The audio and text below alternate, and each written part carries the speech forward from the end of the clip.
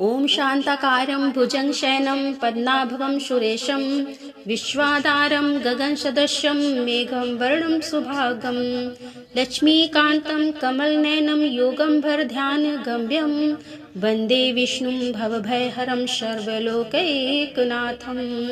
ओम जय श्री हरि विष्णु। पौष मास की कथा सुनने वाले सभी भक्तों का आज की कथा में हार्दिक स्वागत है। भगवान श्री कृष्ण और श्रीमती राधा रानी की कृपा से आपकी समस्त मनोकामनाएं पूर्ण हो। तो दोस्तों, आज आप सुनेंगे पौष मास की कथा का 5वां अध्याय, पावन और अत्यंत पवित्र अयोध्या नगरी का ध्यान कीजिए, भगवान श्री राम को प्रणाम कीजिए और वीडियो को लाइक कीजिए और कमेंट बॉक्स में जय श्री राम लिख दीजिए। इसके बाद आज की अत्यंत रोचक और ज्ञानवर्धक कथा का श्रवण करते हैं। श्री सूत जी कहते हैं कि स्वर्ण खनि से दक्षिण दिशा में सिद्ध सेवित संभे तीर्थ है, जो तिलोदी और सरयू के संगम से विख्यात हुआ है। महाभाग्य उसमें स्नान करके मनुष्य पाप रहित होते हैं। 10 अश्वमेध यज्ञों का अनुष्ठान करने से जो फल प्राप्त होता है, वही धर्मात्मा पुरुष नियम पूर्वक उसमें स्नान करके प्राप्त कर लेते हैं। जो मनुष्य वहाँ वेदों के पारगाव ब्राह्मण को स्वर्ण आदि दान देते हैं, वह उत्तम गति को प्राप्त करते हैं। भादो मास के कृष्ण पक्ष की अमावस्या तिथि को वहाँ की यात्रा होती है। मतलब वैसे तो कभी भी वहाँ जा सकते हैं, लेकिन हर तीर्थ की कुछ विशेष तिथियां होती हैं, जिन तिथि पर उस तीर्थ में अगर हम जाते हैं, स्नान करते हैं, दान देते हैं या फिर पूजा करते हैं, तो उसका फल बहुत अधिक प्राप्त होता है। सूत जी आगे कहते हैं कि भगवान श्री रामचंद्र जी ने दूसरे समुद्र की भांति उस नदी का निर्माण किया था।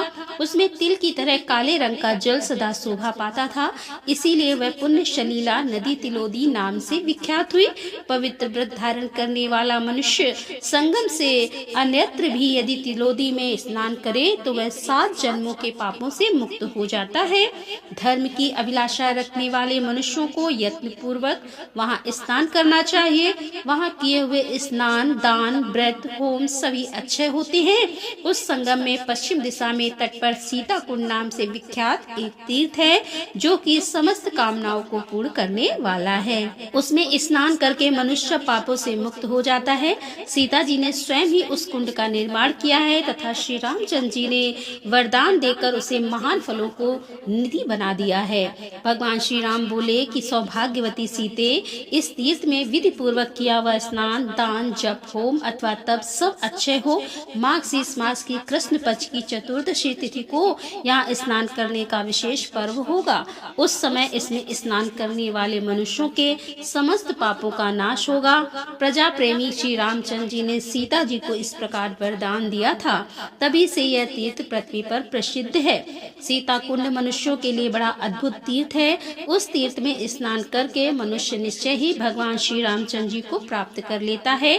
उसमें स्नान, दान और तपस्या करके चंदन माला, धूप, दीप तथा अनेकों भांति के वैभव विस्तार से श्री राम जी को और सीता जी की पूजा करके मनुष्य मुक्त हो जाता है। माघ शीष मास के महीने में यहाँ पर स्नान करना चाहिए, इससे फिर गर्भ में नहीं आना पड़ता। अन्य समय में भी यहाँ पर स्नान करके मनुष्य भगवान विष्णु के लोक में जाता है। भगवान विष्णु हरि के पश्चिम दिशा में चक्र हरि नाम से प्रसिद्ध श्री विष्णु निवास करते हैं, जो समस्त मनोवांछित फलों को देने वाले हैं। बुद्धिमान में श्रेष्ठ विद्वान पुरुष भी चक्र हरि की महिमा का वर्णन नहीं कर सकते। वहाँ से पश्चिम हरि स्मृति नाम से प्रसिद्ध भगवान विष्णु का परम पवित्र मंदिर है, जो परमार्थिक फल देने वाला है। उसके दर्शन मात्र से मनुष्य सब पापों से मुक्त हो जाता है। चक्र हरि और हरि स्मृति, इन दोनों के दर्शन से मनुष्य इस पृथ्वी पर जितने पाप करते हैं उन सब का नाश हो जाता है। पूर्व काल की बात है कि देवताओं और असुरों में बड़ा भयंकर संग्राम हुआ। वरदान के मध्य से उन्मत्त हुए दैत्यों ने उस युद्ध में देवताओं को परास्त कर दिया। देवता भागने लगे, तब भगवान शंकर ने उनका अगुआ बनकर उन्हें रोका और ब्रह्मा जी को आगे करके सब लोग के सागर पर गए। वहां पर भगवान विष्णु 6 समुद्र में शेषनाग की सैया पर शयन कर रहे थे। भगवती लक्ष्मी उनके पास बैठकर अपने हाथों से उनके चरणों को सेवा कर रही थी। नारद आदि श्रेष्ठ मुनि भगवान के गुण और गौरव का उच्च स्वर से गान कर रहे थे और गरुड़ जी उनके सामने खड़े होकर निरंतर हाथ जोड़े उनकी स्तुति करते थे। क्षीर सागर के जल से उठती हुई तरंगों के कारण भगवान के पीताम्बर में जल के कुछ छींटे पड़े हुए थे। नक्षत्र समुदाय के समान प्रकाशमान उज्जवल हार भगवान के वक्ष स्थल की शोभा बढ़ा रहे थे। उनके कटि प्रदेश में पीताम्बर शोभायमान था। मुख पर मुस्कान की छटा छा रही थी। भगवान एक अद्भुत भाव से भावित थे। कानों में मोती जड़े हुए थे। दिव्य एवं स्थूल कुंडल पहने हुए थे। श्वेत दीप की स्वच्छ रत्नमय लता से भगवान ने धारण कर रखी थी। मस्तक पर किरीट और हाथों में पद्म रागमणि के वलय सुशोभित थे और भगवान शंकर ने विनीत भाव से संपूर्ण देवताओं के साथ उस समय भगवान की शरण ली और एकाग्रचित होकर स्तवन किया। भगवान शिव बोले, जो संसार समूह से तारने वाले हैं और गरुड़ जी को सुख देने वाले घनीभूत मोह अंधकार का निवारण करने के लिए चंद्र स्वरूप है, उन भगवान श्री हरि को नमस्कार है। जहाँ ज्ञानम मणि की प्रज्वलित शिखा प्रकाशित होती है तथा जो चित्त में भगवान संग रूपी सुधा की वर्षा करने वाली चंद्रिका के तुल्य के मानस के उद्यान में प्रभावित होती है, उस भगवत रूपी मंदाकिनी की मैं शरण लेता हूँ। वह लीला पूर्वक उत्साह शक्ति को जागृत करने वाली तथा संपूर्ण जगत में व्याप्त है। सात्विक भावों की पूर्व कोटि है, उसे ही वैष्णवी शक्ति कहते हैं। हवा से हिलते हुए कमल दल के पर्व के भीतर रहने वाले पतन सल जंतुओं की भांति पतन के गर्त में गिरने वाले प्राणियों को स्थिरता देने वाली एकमात्र श्री हरि की स्मृति ही है। हृदय कमल की कलिका को विकसित करने वाली ज्ञान रूपी किरण मालाओं से मंडित शूर स्वरूप आप भगवान को नमस्कार है।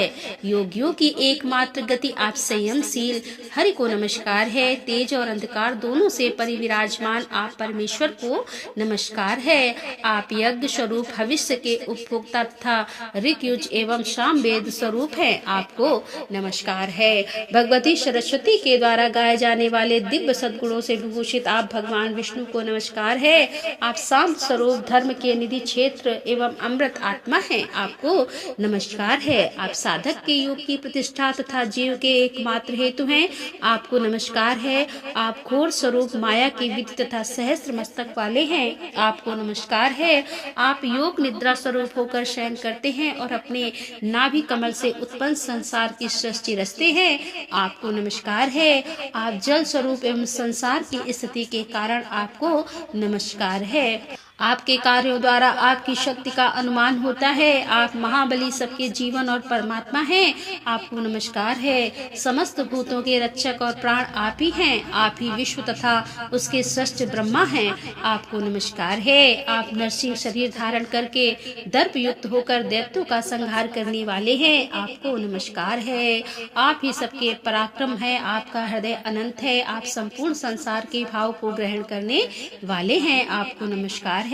आप संसार के कारण रूप अज्ञान रूपी घोर अंधकार का नाश करने वाले हैं। आपका धाम अचित्त है, आपको नमस्कार है। आप गुण रूप से स्थित तथा अत्यंत उद्वेग कारक रुद्र हैं, आपको नमस्कार है।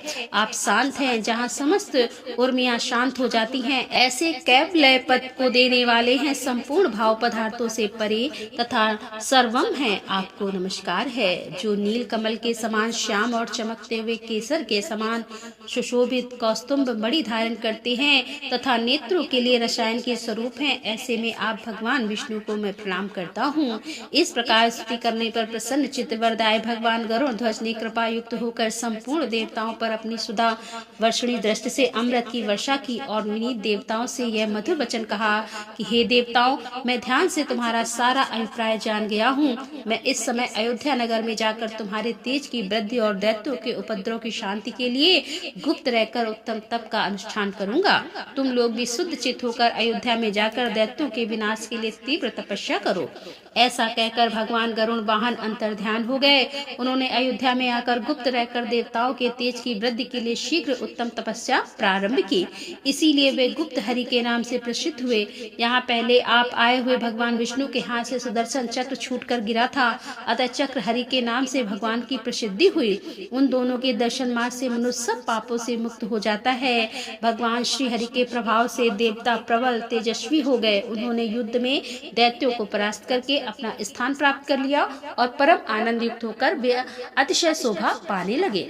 तत्पश्चात बृहस्पति आदि सब देवताओं ने भगवान को प्रणाम किया और उनके दर्शन किए। सूत जी आगे कहते हैं कि वहां पुनः प्रणाम करके हाथ जोड़कर एकाग्रचित्त से श्री हरि का ध्यान करते हुए उन्हीं में तन्मय हो गए। तब भगवान विष्णु ने उनसे कहा कि देवताओं, मैं इस समय तुम्हारी कौन सी इच्छा पूर्ण करूं? तब देवता बोले कि हे जगतपति, इस समय आपके द्वारा हमारा सब कार्य सिद्ध हो गया, तथापि हमारी रक्षा के लिए आपको सदैव यहीं रहना चाहिए। श्री भगवान जी बोले कि देवताओं, यह कथा संसार में प्रसिद्धि को प्राप्त होगी। समस्त प्राणियों में श्रेष्ठ जो पुरुष यहाँ उत्तम भक्ति से पूजा, यज्ञ और जप आदि का अनुष्ठान करता है, वह परम गति को प्राप्त होता है। जो जितेंद्रिय मानव अपनी शक्ति के अनुसार यहाँ दान करता है, वह अनुपम स्वर्ग लोक को पाकर फिर कभी शोक नहीं करता। यहाँ मेरी प्रसन्नता के लिए शुद्ध चित्त से गोदान करना चाहिए। जो मेरी भक्ति में तत्पर होकर यहाँ आत्मा शुद्धि के लिए स्नान करते हैं, उनकी मुक्ति उनके हाथ में ही है। भगवान चक्रहरि के स्थान पर मेरी प्रीत के लिए प्रयत्न पूर्वक उत्तम दान और जप होम आदि करना चाहिए। हे श्रेष्ठ देवताओं, तुम भी यहाँ विधान से यात्रा करो। इस गुप्त हरि के स्थान के निकट ही शुभ संगम है, जहाँ गौ प्रतारक नदी से सरयू का संगम हुआ है। वहाँ विधि पूर्वक स्नान करके समस्त मनोरथ की सिद्धि करने वाले भगवान गुप्त हरि का दर्शन करना चाहिए। ऐसा कहकर पीताम्बरधारी भगवान विष्णु वहीं अंतर ध्यान हो गए। देवता भी विधि पूर्वक यात्रा करके यत्न पूर्वक अयोध्या में ही रहने लगे। तब से यह स्थान पृथ्वी में विख्यात हो गया। कार्तिक मास की पूर्णिमा को विशेष रूप से यहाँ की वार्षिक यात्रा होती है। वहाँ संगम स्नान करके भगवान गुप्त हरि का दर्शन किया जाता है। तत्पश्चात सरयू और घाघरा के मिले हुए जल के तट पर गो प्रतारक में स्नान करके संपूर्ण कामनाओं को देने वाले भगवान की पूजा करनी चाहिए। माघ मास की शुक्ल पक्ष की द्वादशी तिथि को चक्रहरि की यात्रा करनी चाहिए। जो इस प्रकार यात्रा करता है, वह भगवान विष्णु के लोक में आनंद का अनुभव करता है। जय श्री राम। इसके आगे का वृतांत आप कल की कथा में सुनेंगे। और अब आप सुनेंगे सीता माता की नित्य नेम की कहानी, जिसे सुनने मात्र से ही घर में अन्न और धन के भंडार भर जाते हैं। इस कहानी के बारे में एक पौराणिक कथा है कि इस कहानी को माता सीता कहा करती थी और श्री राम भगवान इसे सुना करते थे। पर एक दिन श्री राम भगवान को किसी काम के लिए बाहर जाना पड़ा। तो सीता माता कहने लगी कि भगवान, मेरा तो 12 वर्ष का नित्य नेम अर्थात नित्य नियम है। अब आप बाहर जाएंगे तो मैं अपनी कहानी किसे सुनाऊंगी? राम ने कहा कि तुम कुएं के पास जाकर बैठ जाना और वहाँ जो भी औरतें पानी भरने आएंगी उन्हें अपनी कहानी सुना देना। सीता माता ने ऐसा ही किया और कुएं के पास पर जाकर बैठ गई। उसी समय एक स्त्री उस कुएं पर पानी भरने आई। उसने रेशम की जरी की साड़ी पहन रखी थी और सोने का घड़ा ले रखा था। सीता माता ने उसे देखकर कहा कि बहन, मेरा 12 वर्ष का नित्य नियम सुन लो। पर वह स्त्री बोली कि मैं तुम्हारा नित्य नियम सुनूंगी तो मुझे घर जाने में बहुत देर हो जाएगी और मेरी सास मुझसे लड़ेगी। उसने कहानी नहीं सुनी और चली गई। उसकी रेशम की जरी की साड़ी फट गई और सोने का घड़ा मिट्टी के घड़े में बदल गया। सास ने जब देखा तो पूछा कि यह किसका दोष है, अपने सिर पर लेकर आ गई है। बहू ने कहा कि कुएं पर एक औरत बैठी थी, उसने अपनी कहानी सुनने के लिए कहा, लेकिन मैंने सुनी नहीं, जिसका फल यह मिला। अब बहू की बातें सुनकर अगले दिन सास वही साड़ी और घड़ा लेकर कुएं की पाल पर गई। सास को वही सीता माता बैठी मिली और सीता माता ने कहा कि बहन, मेरी कहानी सुन लीजिए। सास बोली कि एक बार छोड़, मैं तो 4 बार कहानी सुन लूंगी।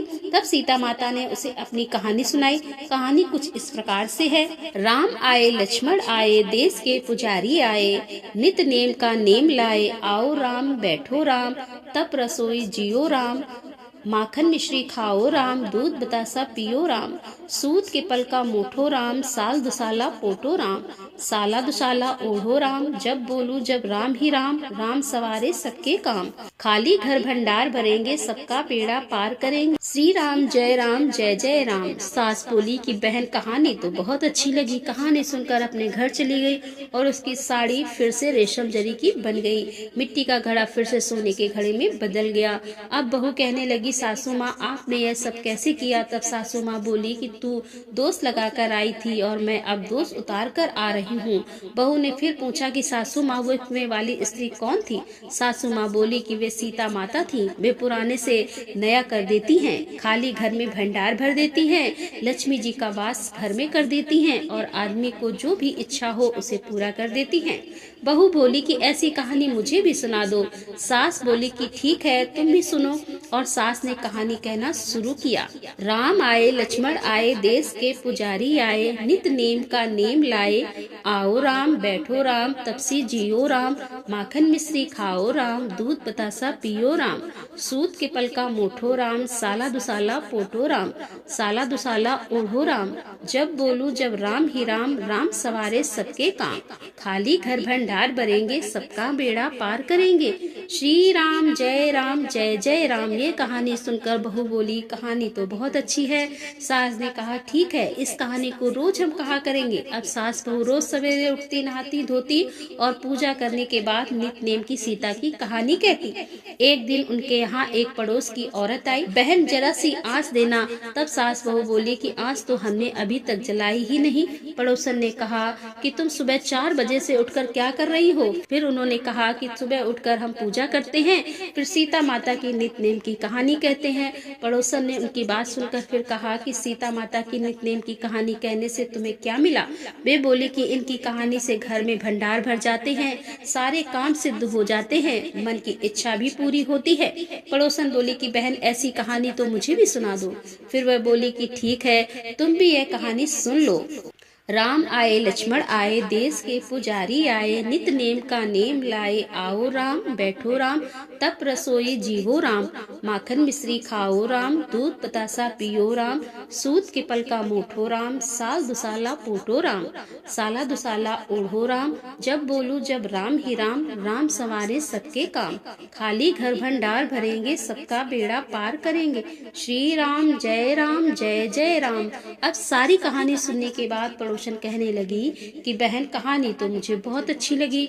अब वो पड़ोसन भी नित नेम सीता माता की कहानी कहने लगी। कहानी कहते से सीता माता ने पड़ोसन के भी भंडार भर दिए। अब तो पूरे मोहल्ले में सीता माता की नित नेम की कथा चल पड़ी। हर किसी की मनोकामनाएं पूरी होने लगी। सीता माता जैसे आपने उनके भंडार भरे, वैसे ही आप हमारे भी भंडार भरना। कहानी सुनने वाले, कहने वाले और उपकारा भरने वाले सबके भंडार भर देना। वो सीता माता की जय। तो दोस्तों ये थी आज की कथा पसंद आई हो तो वीडियो को लाइक जरूर कर दीजिएगा, शेयर कीजिए और हमारे चैनल पर यदि आप पहली बार आ रहे हैं तो हमारे चैनल को सब्सक्राइब कर लीजिए। मिलते हैं अगले वीडियो के साथ, तब तक के लिए राधे राधे, जय श्री कृष्णा, हर हर महादेव, जय भोलेनाथ।